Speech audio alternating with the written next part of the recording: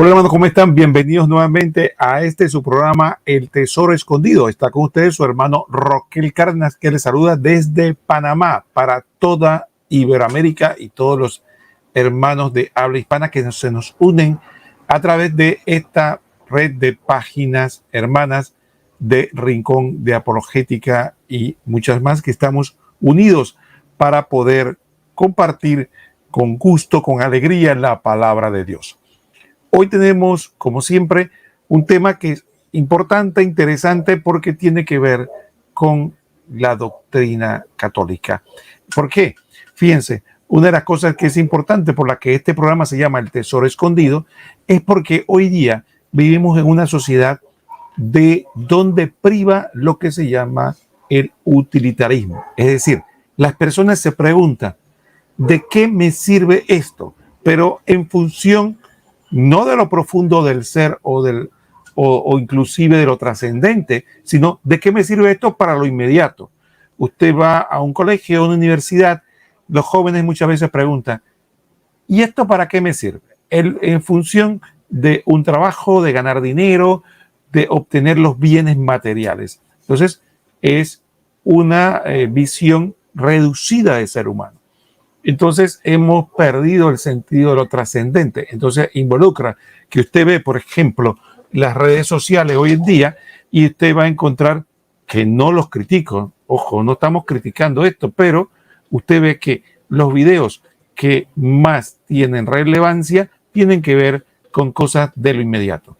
Cómo le enseñan a hacer un buen jardín, cómo fertilizar las plantas, cómo resolver un problema en el celular, cómo manejar temas de sistemas de computacionales, cómo adelgazar, cómo adquirir condición física, cómo cuidar el cuerpo, pero generalmente los aspectos trascendentes que no son visibles muchas veces o no tienen una relación inmediata con nosotros, son poco comentados. Entonces, efectivamente, en el Tesoro Escondido queremos hablar en función de esto, de que hay una realidad.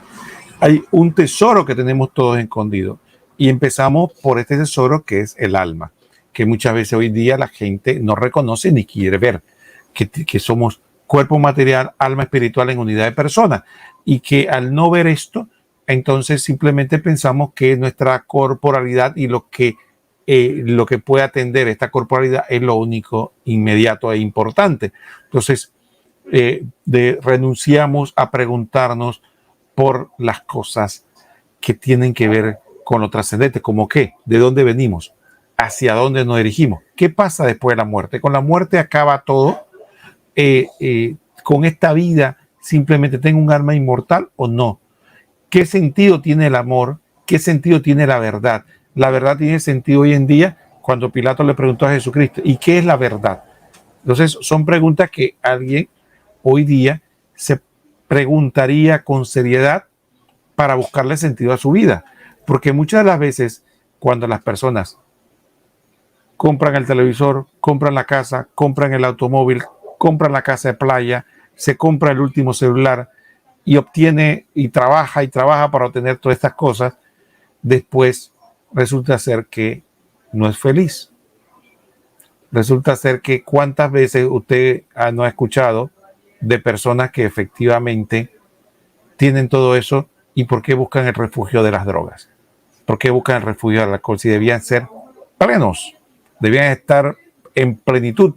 La gente que practica el sexo casual y tiene múltiples parejas y no tiene una relación fija, supuestamente según el mundo debían ser los más felices, sin embargo caen en depresión, buscan una pareja y otra. Entonces sí, hay una realidad en la que parece que nos están vendiendo que lo que no, nos da plenitud, que es supuestamente las cosas de este mundo, como que no nos da los frutos que esperamos. Entonces, el Tesoro Escondido viene a decirnos que Dios se reveló. Dios nos trae una respuesta para todas estas inquietudes que son las que le dan sentido a la vida. Son las que permiten que después que usted quede satisfecho con sus necesidades básicas, no se quede con ese vacío de que qué pasó, ¿no? De qué hay de más, que sigue, que continúa, ¿no?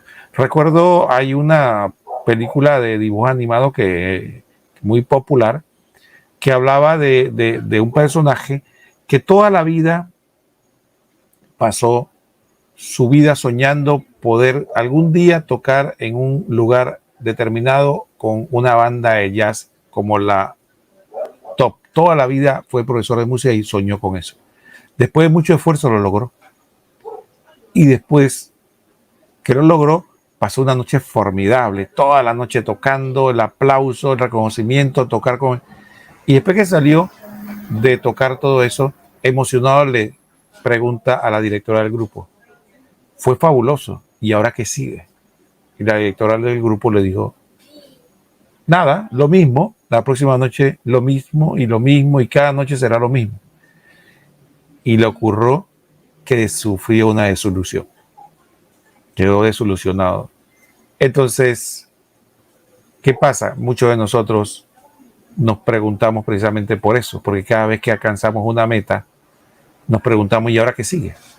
Porque es que la meta que yo soñé que iba a alcanzar mi máxima realización no la encuentro. Ni siquiera, hermanos, ni siquiera el matrimonio, ni siquiera los hijos, nada va a llenar plenamente. Entonces el tesoro escondido viene a hacer eso, esta realidad en la que todos nosotros debemos reflexionar. Y como Dios se reveló, nosotros tenemos la gran dicha de que no solo se reveló, sino que nos dejó una iglesia, que es la que tiene ese tesoro escondido de la revelación de Dios, que nos responde a las preguntas fundamentales de nosotros, de nuestra vida, de nuestro ser, y también el sentido que debemos buscar en nuestra existencia.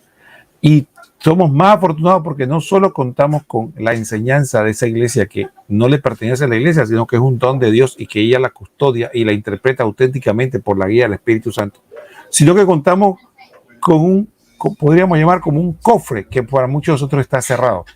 Está a la disposición de todos, pero generalmente lo tenemos cerrado, que es el Catecismo de la Iglesia Católica, donde tenemos un resumen de las verdades de fe que Dios nos revela, para que conozcamos nuestra fe y conozcamos el sentido de nuestra existencia, el sentido de las cosas, lo que le da valor, sustancia, esencia a lo que somos como seres humanos. Y esto es nuestra fe. Esta es la fe de la iglesia. Esta es la fe que nos gloriamos en profesar. En Cristo Jesús, Señor nuestro, como decimos en la misa. Entonces, precisamente el tesoro escondido tiene este propósito: compartir y desarrollar lo que nosotros partimos con el tema de... queremos darle, saludar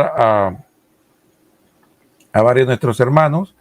Aquí tenemos Franco, que nos saluda. Adrián, Dios te continúe bendiciendo. Muchas gracias. A Eleazar, bendiciones, hermano Roquel. Arturo Freud, saludes desde San Pedro Taplaque, Jalisco. México, bendiciones.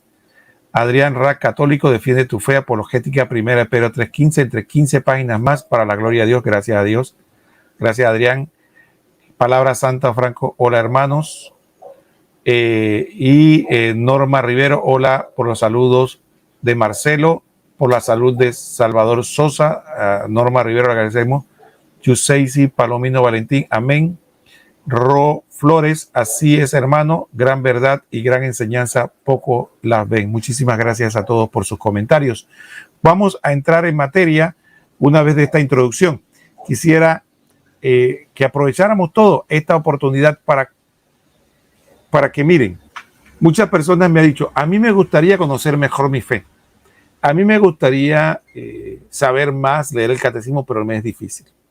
Me es difícil. Y entendemos, muchas personas tienen diversos horarios laborales, tienen situaciones en las parroquias, les quedan distantes. A veces el curso se hace pesado cuando uno tiene que movilizarse. Bueno, ahora el Señor nos otorga esta oportunidad donde podemos poco a poco ir leyendo el catecismo, poco a poco ir comentándolo. Ustedes pueden participar a través de los comentarios y podemos ir hablando y profundizando sobre este tema, que es importante porque edifica nuestra vida, edifica nuestra fe, le da sentido a todo lo que hacemos. Bueno, le mandamos un saludo a Franz Hidalgo. Saludo, hermano Roquel. Dios te guíe en este nuevo reto. Muchísimas gracias. Entonces, vamos a empezar. En el programa anterior abordamos solo un numeral, el catecismo. Y en esta ocasión vamos a continuar hablando. El primer numeral que recomiendo que a los que no lo hicieron lo lean y lo mediten. Un solo numeral nos habla de el sentido de la vida. Muchos de nosotros nos preguntamos, ¿qué hacemos así? ¿De dónde venimos? ¿Hacia dónde nos dirigimos? Bueno, aquí está. El sentido de la vida. Tiene el numeral 1 del catecismo. Debemos leerlo y releerlo y tomarlo en cuenta para compartir. Ahora vamos a continuar. Y fíjense, hay un aspecto importante que quisiera antes de continuar con el catecismo. Muchos de nosotros nos preguntamos o nos decimos si tenemos cómo podemos nosotros. Saludos, Carlos Antonio Ortega Fernández desde Perú, ¿no? Gracias, buenas noches de Perú, saludo a Perú. Miren, nos preguntamos, ¿qué queremos agradar a Dios? La pregunta es, ¿la forma de agradar a Dios cuál es? Obedecerle. Pero ¿cómo le voy a obedecer si nadie me guía? ¿Cómo voy a obedecer, como le decía el etíope a Felipe? ¿Cómo voy a obedecer si no conozco qué le agrada a Dios? ¿Y cómo voy a saber lo que agrada a Dios si no conozco lo que enseña la iglesia? Que es la que me guía y me dice qué es lo que a Dios le agrada. Y cómo debo comportarme para estar en armonía, en unión, en comunión con Él. Entonces, es el propósito del catecismo. Para muchas personas le puede resultar árido porque generalmente pensamos que lo importante con Dios es solamente un aspecto que es importante, obviamente, ese aspecto que tiene que ver con nuestra emotividad, con nuestro amor, con nuestra espiritualidad, unión con Dios. Sin embargo, el otro aspecto, que es la razón, que es la capacidad de poder entender la revelación, apropiarme de ella y que nade o ande a la par con mi espiritualidad, es indispensable para poder crecer. Y muchas veces privilegiamos una o la otra. Hay gente que es muy razonable, pero poca espiritualidad. Hay gente que es muy espiritual, pero poca formación. Entonces no vamos a poder crecer en la unión con Dios si no aplicamos estas cosas. Entonces, en este programa queremos de alguna manera contribuir para que crezcamos en ese aspecto que muchas veces podemos estar desnutridos y que tenemos que seguir adelante. Entonces, vamos a ver, vamos a leer el numeral del catecismo. Y fíjense, yo he tenido la experiencia de que a veces cuando nosotros leemos el catecismo, muchas personas me dicen, muchas personas me preguntan qué tenemos como el numeral del catecismo, cómo lo podemos nosotros vislumbrar. Y miren lo importante de esto. Aquí tenemos este numeral del catecismo. El numeral 2. Miren lo que dice el catecismo. Estábamos hablando en el numeral 1 acerca del sentido de Dios. Y decía al final, dice que para lograr llegar a la plenitud de los tiempos envió Dios a su Hijo Redentor y Salvador. En Él y por Él llama a los hombres a ser en el Espíritu Santo sus hijos de adopción y por tanto los herederos de su vida bienaventurada. Entonces mire lo que dice el numeral 2. Para que esta llamada resonara en toda la tierra, Cristo envió a los apóstoles que había escogido, dándoles el mandato de anunciar el Evangelio. Id pues y haced discípulos a toda la gente, bautizando en el nombre del Padre y del Hijo y del Espíritu Santo, y enseñándoles a guardar todo lo que yo os he mandado.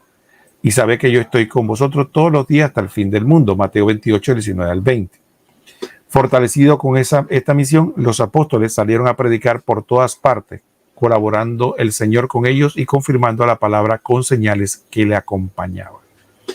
Entonces aquí hay dos concepciones importantes de nuestra fe. El primero, tenemos el aspecto de la predicación, el aspecto sacramental y el aspecto catequético.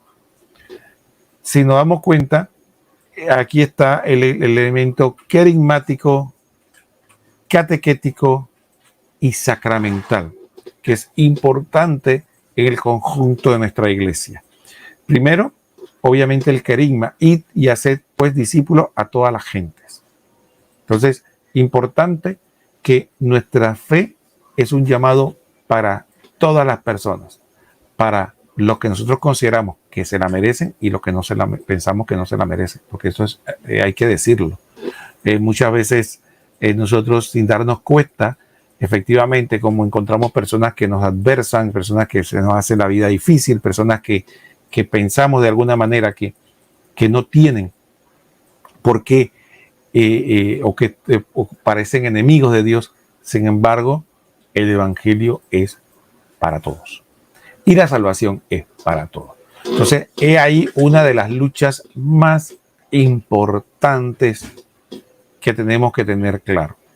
Es que nosotros predicamos el evangelio para todos. No predicamos el evangelio para los católicos o solo para el ámbito cristiano o para los que creen o para los que son agradecidos con Dios o para los que son devotos y para los blasfemos, no, para todos. El evangelio se predica para todos. Por eso usted ve que, por ejemplo, San Pablo, cuando salía a predicar, muchas de sus persecuciones sufridas fue porque él pudo haber tomado el camino fácil y dedicarse a los paganos solamente, y tal vez no hubiera encontrado tanta contradicción, pero iba a donde los hebreos se enojaban con él y armaban la persecución contra él cuando le iba mucho más amigable cuando iba con los paganos. Sin embargo, él decía, es mi deber predicar y hay de mí si no evangelizo, y evangelizaba a todos. El otro aspecto importante de este concepto de la evangelización para todos está en el hecho de que nosotros somos el ejército de Dios. Todo, el que usted me escucha, no los sacerdotes, el obispo, el papa, el cardenal o la religiosa, el religioso, sino todos. Todos los bautizados somos el ejército de Dios. Y este ejército, como todo ejército de un país, su trabajo es defender a los miembros de ese país. En este caso, como nosotros no somos un ejército de un país, sino que somos el ejército de Dios, por lo tanto somos el ejército de todo el mundo. ¿Y de qué defendemos nosotros a todos estos que están alrededor nuestro? Dice la palabra claramente que nuestra lucha no es contra carne ni sangre, sino contra espíritus que están en el aire. Entonces nuestra lucha es contra aquellos que quieren arrebatar a las criaturas que son de Dios del lado de Dios. Pero nuestra batalla no es como algunas personas consideran, de que nosotros los católicos estamos acá para defendernos y atrincherarnos y que el mundo nos está atacando y que entonces tenemos que poner una trinchera a disparar de aquí para allá. Esa no es la concepción. La concepción es que tenemos que tener claro un binomio que muchas veces al Papa Francisco se le malinterpreta. ¿Cómo yo voy a ser parte del ejército de Dios que quiere salvar al mundo, que quiere que todo el mundo se salve y llegue al conocimiento de la verdad, si yo me cierro al mundo? Pero también hay un binomio que es importante, que trae una alerta, pero tampoco se consiste en que yo tengo que mundanizar la iglesia, es decir, adaptarla a las cosas del mundo para llevar el evangelio. Ocurre que no nos ocurra como le ocurría aquella fábula del hombre que se fue a Estados Unidos a estudiar inglés y se gastó una fortuna allá, y cuando se quedó sin dinero llamó para que lo fueran a buscar y le dijo: mire, véngame a buscar porque ya se me acabó la plata y no aprendí inglés y el español se me está olvidando. Entonces, esta fábula ilustra precisamente lo que pasa con algunos evangelizadores que pierden en perspectiva que, si bien es cierto, nosotros tenemos que ir al mundo, aprender del mundo, a tratar de llegarle al mundo para hacernos, dice San Pablo, hacernos todo para todos, para ganar a algunos, estar alegre con los que están alegres, estar triste con los que están tristes, acompañar a las personas para poder atraer al evangelio. No es que yo llego allá y al final pierdo mi identidad, como ha pasado con tantos. Me hago tanto de otro que al final ya no sé ni a qué fui, ¿no? Ya perdí qué sentido. Yo iba a traerte a Cristo y ya no sé ni para qué vine aquí a hablarte. Mejor me quedo contigo aquí viviendo al margen de Dios. Entonces, por supuesto que hay un peligro. Entonces, el peligro de la iglesia que se atrinchera y quiere vivir en la mera pureza, encerrada en sí misma, pero el peligro también de que se abre tanto y se mundaniza. Entonces quiere ser como lo del mundo, porque para que me quieran, para poder si me acerco, y ese no es el sentido. Jesucristo estuvo entre los pecadores, pero no fue para ser un pecador más, para cometer lo mismo que hacían los publicanos y las prostitutas. Él no vino para convertirse en uno más, sino para llevar a esas personas a la salvación, a la virtud, al evangelio, y para mostrarle que Dios los amaba a ellos también y que tenían una opción de cambiar. Entonces ahí vemos ese binomio de la apertura, pero el ejército de Dios, que somos nosotros, tenemos que estar abiertos a saber que nuestra misión es luchar para la salvación del mundo de manera activa, como son las obras, como hacemos nosotros cuando predicamos efectivamente, cuando hacemos obras de caridad, cuando nos acercamos al mundo, y también de manera espiritual cuando luchamos, como la Virgen de Fátima nos enseñaba, que muchas personas se van al infierno porque nadie ora ni sacrifica por ellas. Cuando rezamos el rosario, cuando hacemos sacrificios, la comunión, la confesión, cuando estamos en esta lucha espiritual para que la oscuridad no prevalezca, también estamos trabajando para la evangelización, pero como un ejército que defiende a todos, no solo a los agradecidos, a los buenos, sino a toda la humanidad, porque Jesucristo murió por toda la humanidad. Jesucristo no murió por los católicos, ni por los protestantes, ni por los budistas, sino por todos. Y tenemos que luchar para que esa salvación llegue a todos. ¿Cómo Dios lo va a hacer? No lo sé.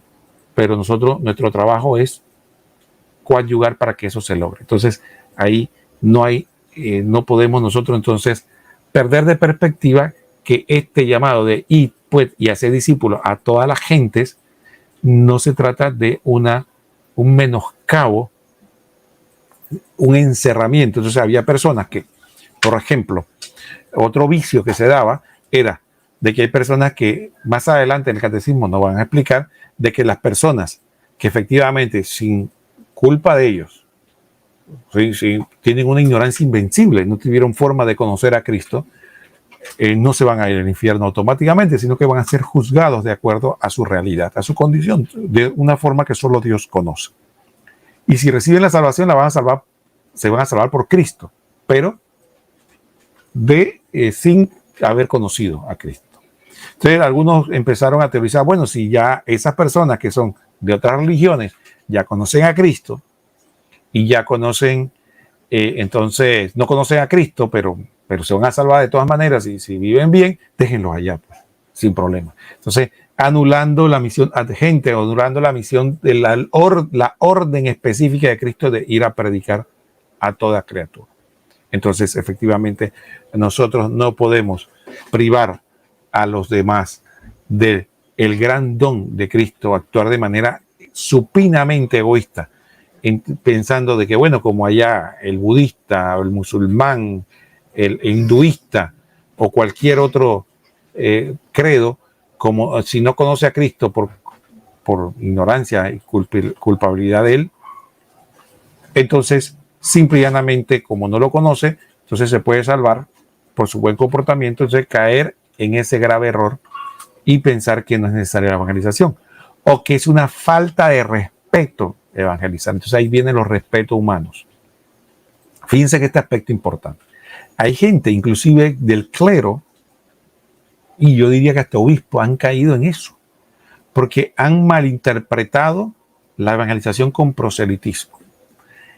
Y que es un irrespeto si yo conozco a una persona que es hebrea, hinduista, musulmán, y le hablo de Cristo, lo estoy respetando.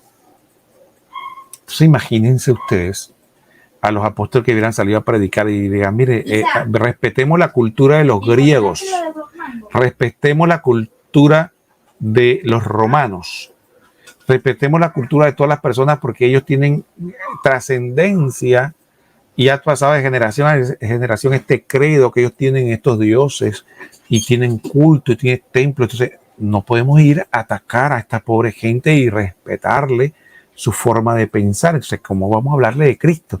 Quedemos nosotros acá, nada más los apóstoles, en nuestra oración y punto, y oremos por ellos y que ellos sigan viviendo en la ignorancia del misterio de Cristo.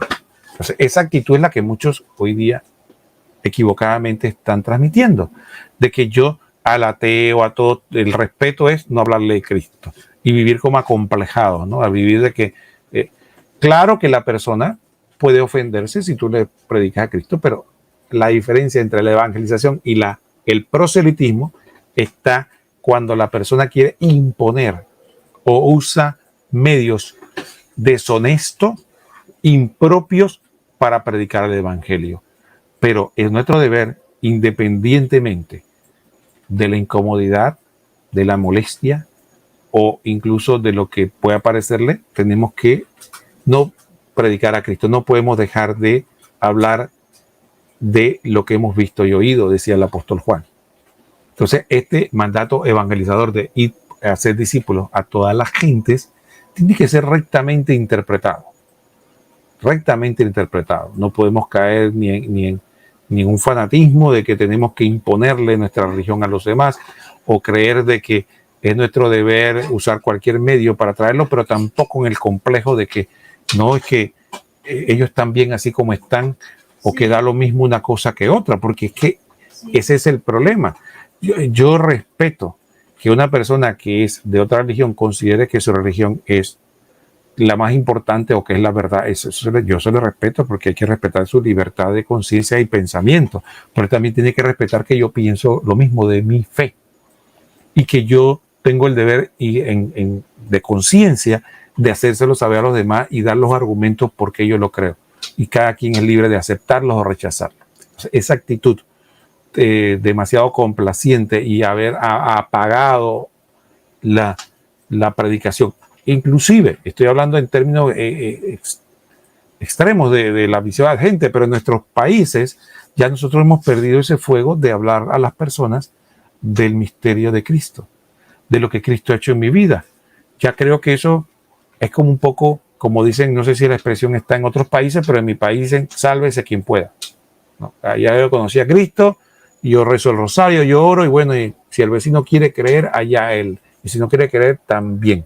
Entonces, esa actitud va en contra de esta misión ad gentes, esta misión de evangelización. De hecho, la iglesia acuñó un término hace poco, bueno, digo poco porque la iglesia tiene 2000 años, pero estamos hablando de décadas atrás, pero acuñó un término de la nueva evangelización.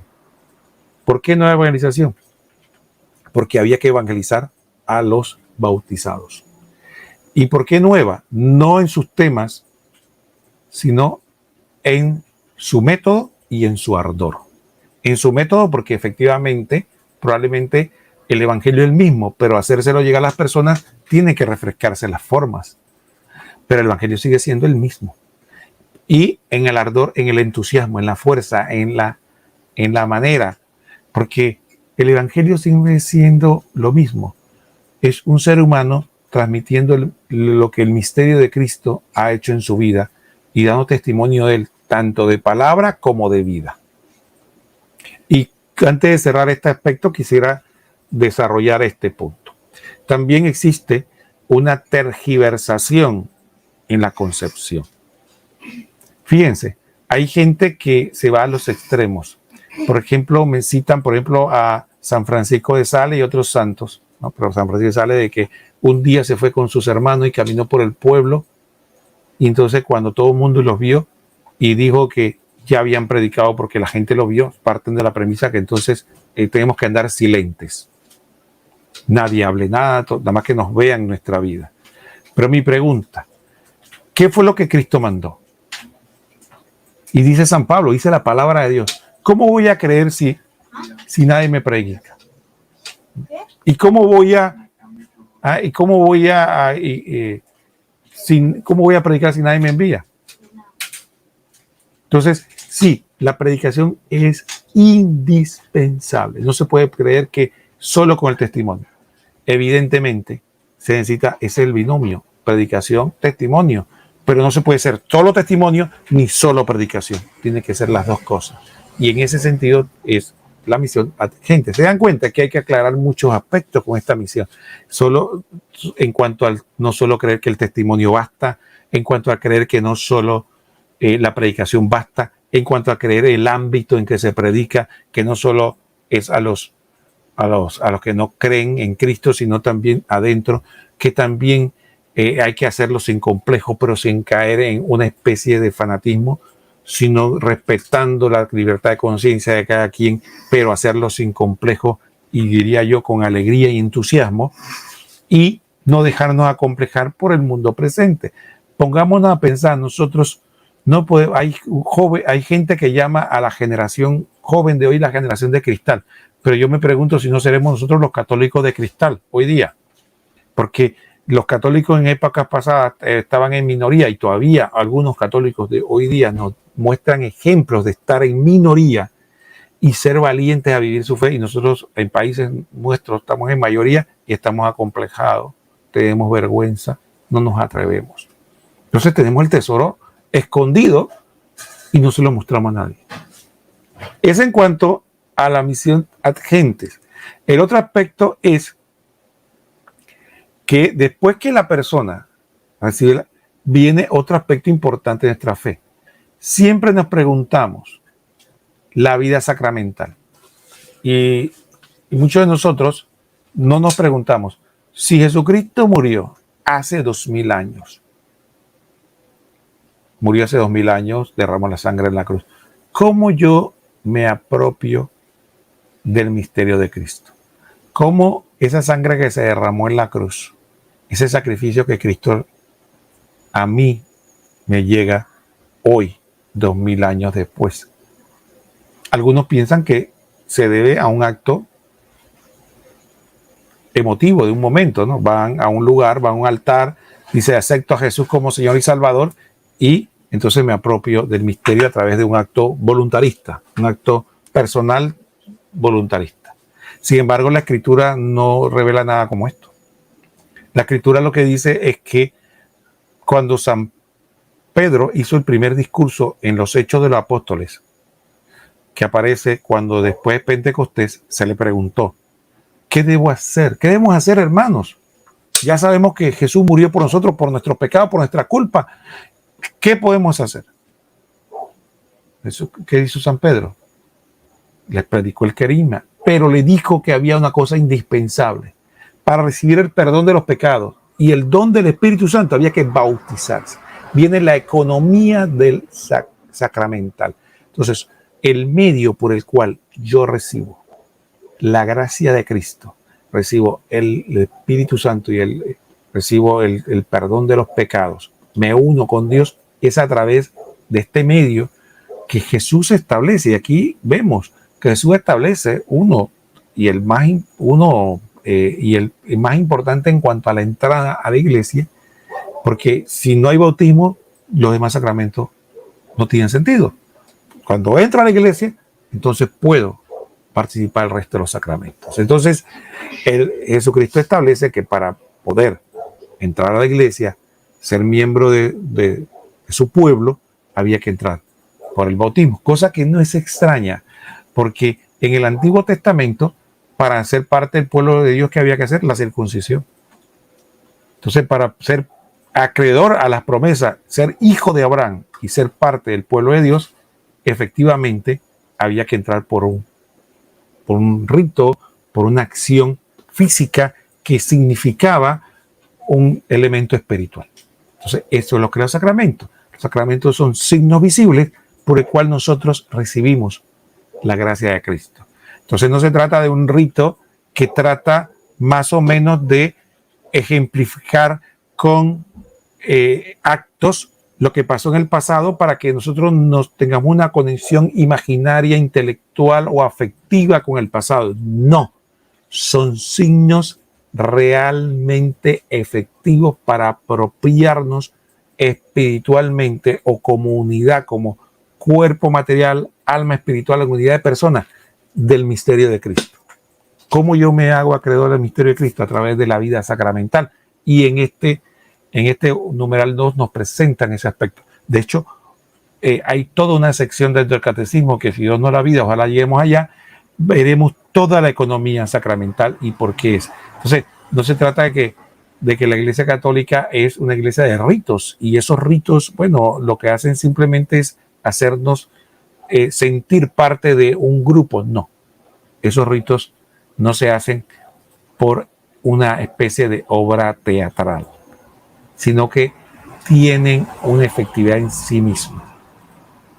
Y el bautismo es un ejemplo de el agua, ¿no? Las palabras hacen realidad que el misterio eterno de Cristo se haga presente hoy día en nuestra historia. Entonces es importante ese aspecto, y no podemos entonces convertir nuestra fe en una fe sin sacramentos, porque hay personas entonces que en el catolicismo creen y caen en una desviación de nuestra fe, creyendo que nuestra fe se trata simple y llanamente de un aspecto emotivo, relacional con Cristo, sin sacramento. Entonces, gente que no ve razón de ir a la Eucaristía, no, yo leo la Biblia y le oro a Cristo, gente que dice que no tiene sentido de confesarse porque yo le pido perdón directamente a Dios, gente que no bautiza a sus hijos porque para qué, deja lo que él decida por sí mismo,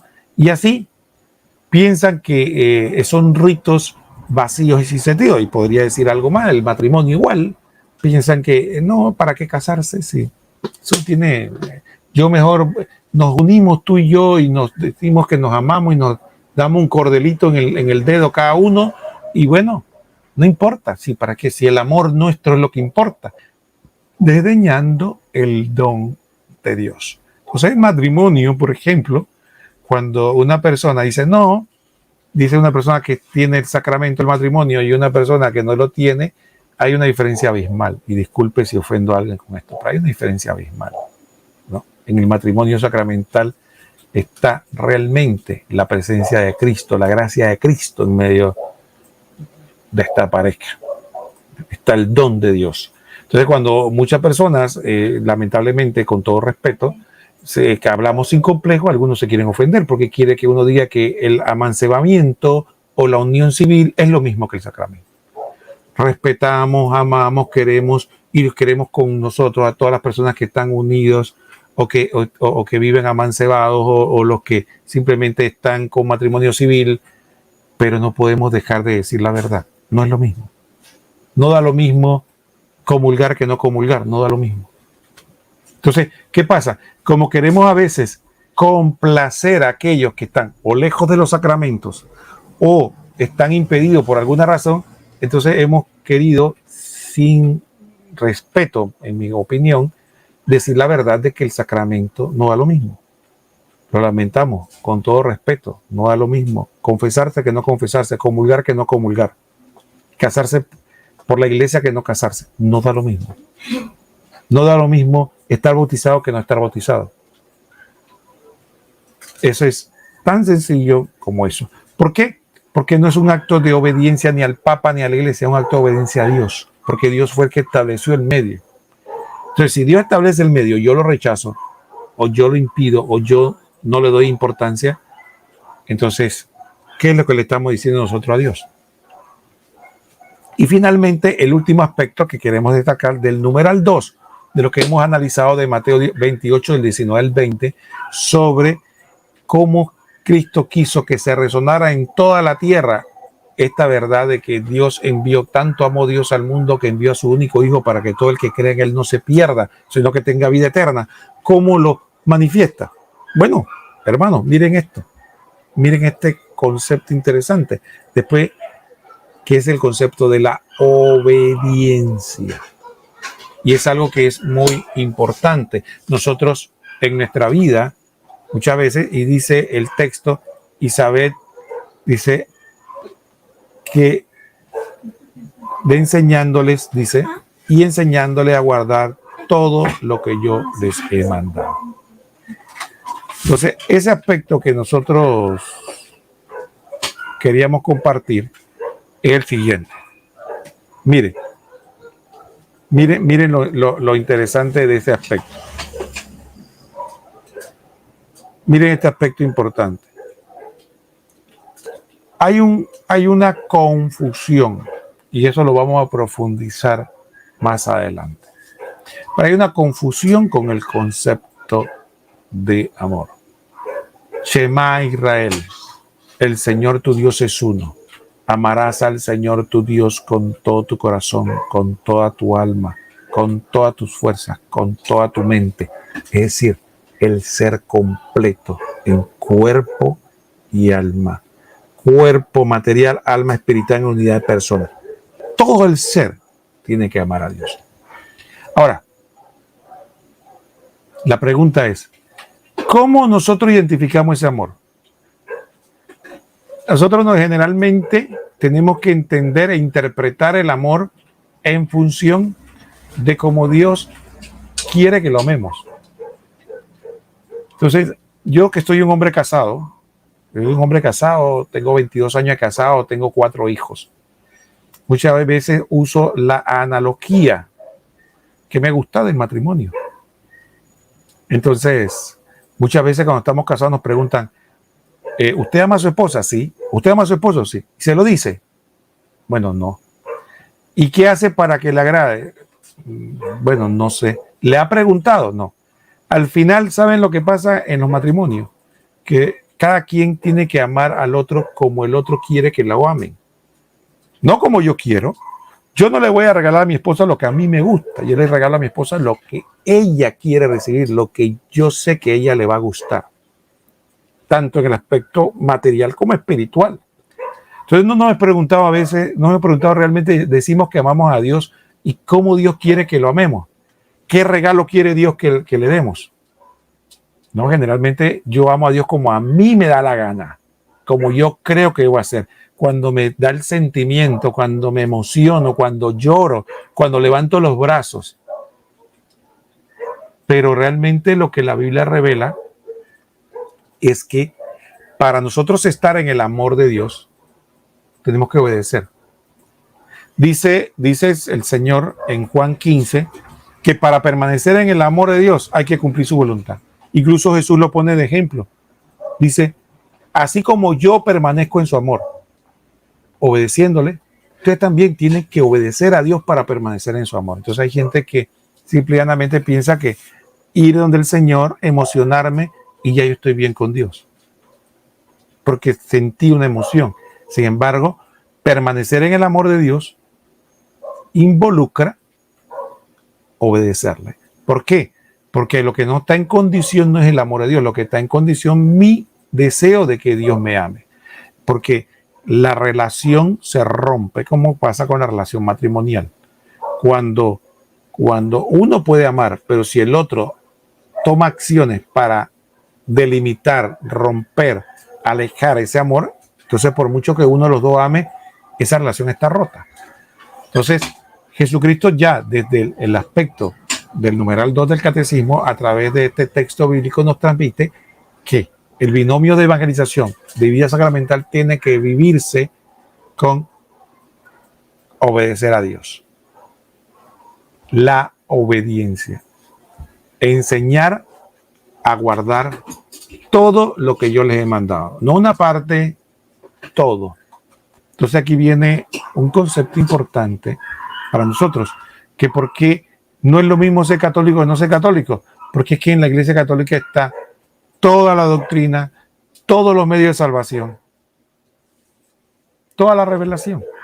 Entonces yo no puedo, siendo honesto con ustedes, en conciencia decirle que a mí me da lo mismo que usted sea católico o no sea católico, porque efectivamente no es lo mismo. No es lo mismo. No, que usted piensa que en su grupo hay, bueno, se le respeta, se le quiere, se le considera con todo amor como hermano, pero no estamos de acuerdo.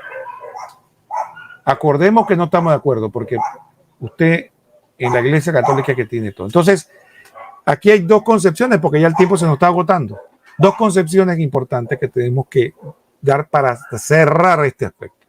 El primer aspecto importante es que ¿qué hay que hacer? Hay que enseñar. La catequesis, la formación es importante. Entonces muchos de nosotros no nos queremos formar o no queremos nosotros formar a otros. Y a veces caemos en el riesgo de que creemos que nuestra fe consiste en estar en una y otra emotividad, en un momento, en prédicas emotivas, en motivaciones, lo que llaman los norteamericanos rallies. Esos encuentros donde nos motivamos mutuamente unos a otros y efectivamente queremos nosotros establecer. Entonces creemos que voy a un retiro, me motivo, me emociono y después busco el siguiente retiro para vivir. Entonces mi vida se vuelve como un círculo. Estoy permanentemente buscando el último retiro, buscando el último predicador, buscando la última novedad. Y no me edifico. ¿Por qué? Porque tengo que conocer mi fe. Entonces, nuestro trabajo es enseñar. Enseñar. Porque si yo no sé cómo voy a obedecer lo que no conozco que el Señor quiere, que el Señor desea, que el Señor, qué debo hacer para agradarle, entonces malamente lo puedo hacer. Y una vez lo conozco, tengo que ponerlo en práctica. Entonces la catequesis, la formación, el conocimiento es un aspecto importante del desarrollo de nuestra vida espiritual. Muchas personas cometen el error de querer esquivar el asunto. Entonces de repente usted dice, no, lo que pasó es que mi abuelita nunca estudió y tuvo una fe toda la vida. Sí, pero su abuelita vivió una circunstancia y vivió su realidad, pero usted sí puede estudiar. Entonces Dios lo va a juzgar de acuerdo a su situación. No, que lo que pasa es que tal santa que no sabía leer ni escribir llegó a altos niveles de conocimiento y profundización y no tuvo que estudiar. Sí, pero ella no sabía leer y escribir. Usted sí sabe leer y escribir. Entonces Dios lo va a juzgar porque usted sabe leer, escribir, tiene acceso a internet, tiene celulares, tiene acceso a libros, tiene tiempo, pero prefiero ocuparme en otras cosas, ¿verdad? Entonces, ¿qué se mide el amor?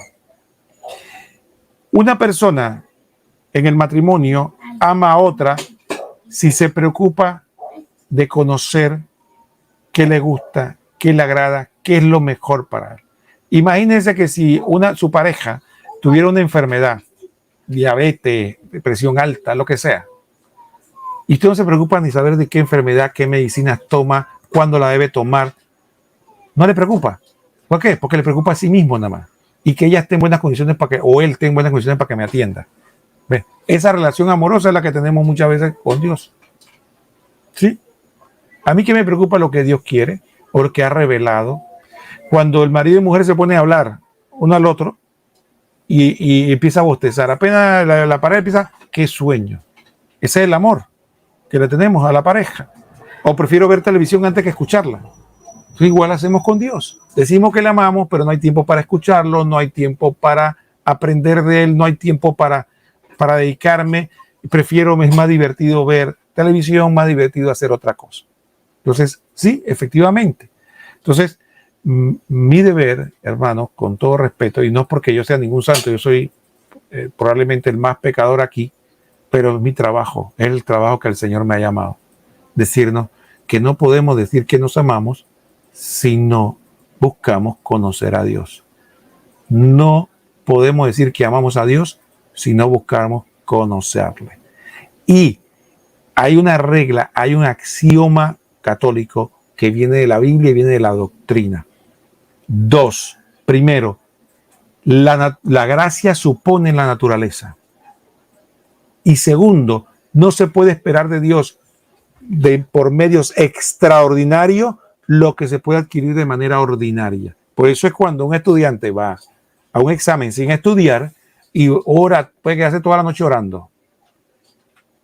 Pero Dios no se comprometió a darnos de manera extraordinaria lo que nosotros ordinariamente pudimos haber logrado. Porque la gracia supone la naturaleza. La gracia supone que nosotros vamos a hacer la parte humana. Y la gracia eleva a ese punto. Entonces, nosotros ahora resulta ser que pensamos que Dios nos va a dar sabiduría infusa o que nos va a dar de buenas a primeras un conocimiento experimental enorme, como le dio a algunos místicos, y entonces a través de esa oración yo voy a saber y voy a tener algo específico. ¿Y qué pasa? Lo que nos damos es una gran desviada, una gran pérdida. ¿Por qué? Porque no quisimos, teniendo la oportunidad de mostrar el amor a Dios, conociendo más de Él y como consecuencia obedecerle. Bien, hermanos, se nos acabó el tiempo, pero resumiendo, el numeral 2, predicación del Evangelio, vida sacramental y catequesis, conocimiento y obediencia a Dios es el eje fundamental, obviamente a través de la iglesia, que está fundamentada en los apóstoles, que es por eso que decimos que la iglesia es apostólica, porque está fundamentada en los apóstoles, es el medio que Jesucristo hizo, nos dio para que el misterio de él resonara en toda la humanidad. No tenemos otro, es ese. Y estamos, por la gracia de Dios, por el regalo que nos dio con San Juan Pablo II, este don, este regalo, este tesoro que tenemos todos, que es el catecismo de la Iglesia Católica. Vamos por el numeral 2. Tenemos 2 programas. Esperemos con la gracia de Dios seguir avanzando y que ustedes nos acompañen. Hermanos, ha sido un verdadero privilegio estar aquí con todos ustedes. Y antes de despedirme, quisiera leer algunos mensajes, darle las gracias a Eleazar, a María González, a Toñito Valencia, a María Eugenia Moreno. Obediencia a la palabrita que nos alcanzó la salvación. Olivia Rosado, saludos a todos ustedes, a Nancy Cruz, a todos que han estado con nosotros y han estado compartiendo. Le agradezco mucho. Le solicitamos, oremos todos juntos y por el amor de Dios, recemos el rosario todos los días. Recemos el rosario todos los días, que es una oración que la Virgen nos regaló y que nos trae grandes gracias y que es sencilla y que todos podemos hacerla desde el más pequeño hasta el más grande, desde el más sabio y connotado hasta el más sencillo.